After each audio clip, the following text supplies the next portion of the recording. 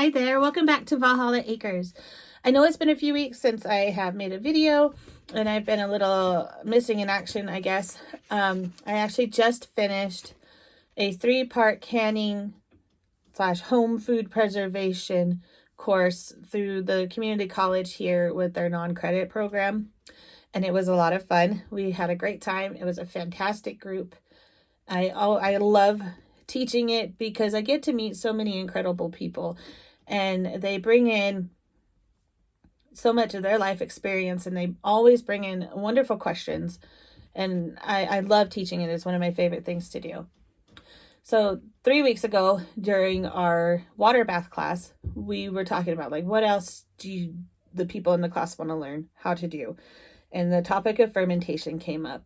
And so we decided that last week during our pressure canning class, because there is that hurry up and wait time in canning, while the canner's building pressure while it's processing and depressurizing, that we have some time to talk about whatever we want to talk about. So we decided that we were going to make just a real simple homemade sauerkraut that you can do at home with cabbage, whatever you want to put in it, and a canning jar with an old lid and ring.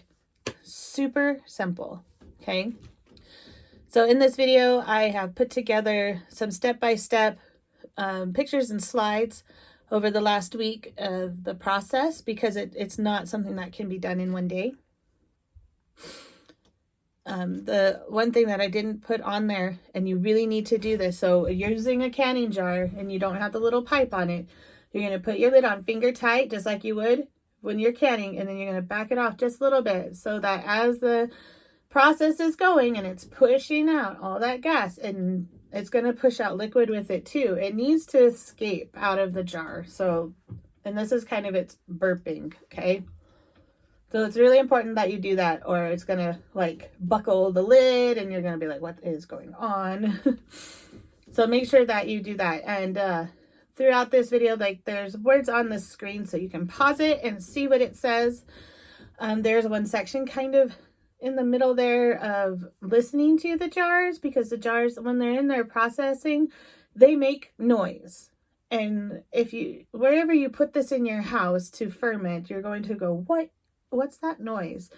And this is kind of what it sounds like. And it may also draw the attention of your cat or whatever, if they are near there. So for this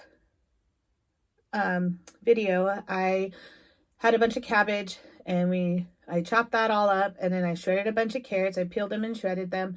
And then one of the jars, I put some caraway seeds in there. And that one was probably my favorite one of all of them. It was really delicious. But first, before we get into that, why do we ferment foods? Fermenting food is another way of preserving food and making it last longer. But also with the process of fermentation, it creates a lot of good bacteria that's really good for your gut health. So some examples of food that is fermented is obviously sauerkraut, kimchi, kombucha, water and milk kefir, yogurt, sourdough.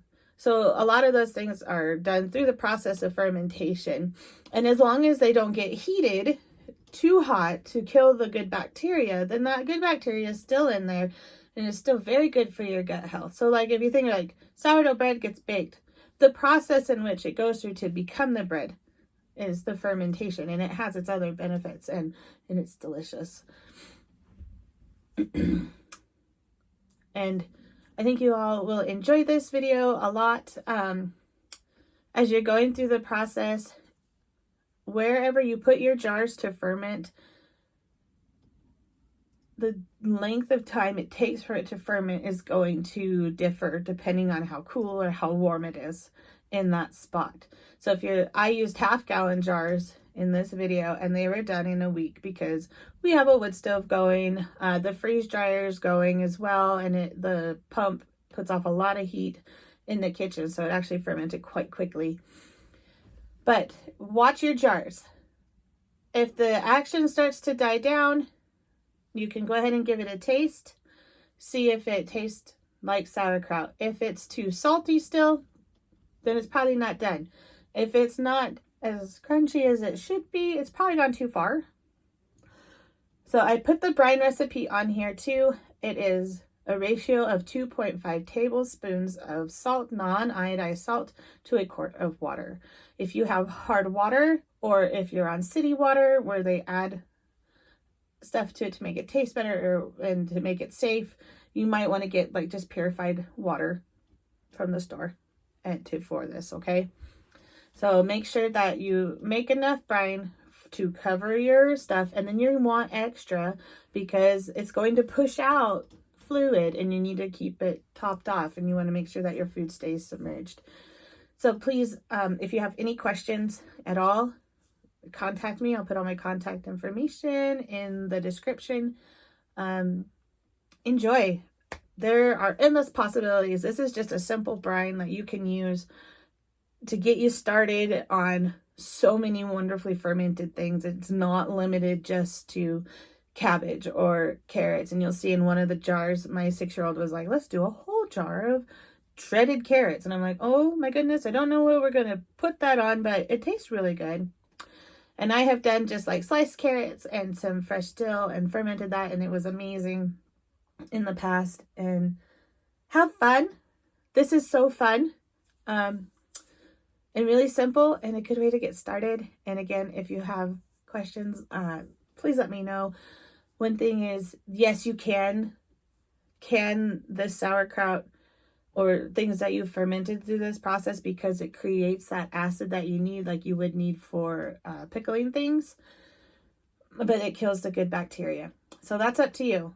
This is a lot of work to go through to process it and to kill it all, but sometimes you're like, oh, I made way too much, and sometimes you have to. You can dehydrate this stuff at a really low temperature so that it doesn't kill the bacteria, so you can kind of revive it, and the same thing goes for like a sourdough starter. So please, again, send me a message on our Facebook page or email me, whatever you need to do. If you have any questions, please reach out. Don't be afraid to ask questions. There are no stupid questions. I promise. I want you to enjoy this. I want you to have fun. I want you to explore different ways on how to preserve the food that you buy, that you grow, that you get because somebody said, oh my gosh, I grew way too much of this item. And I want you to do it safely. And that's why I'm here. So happy fermenting. Have a good time and enjoy.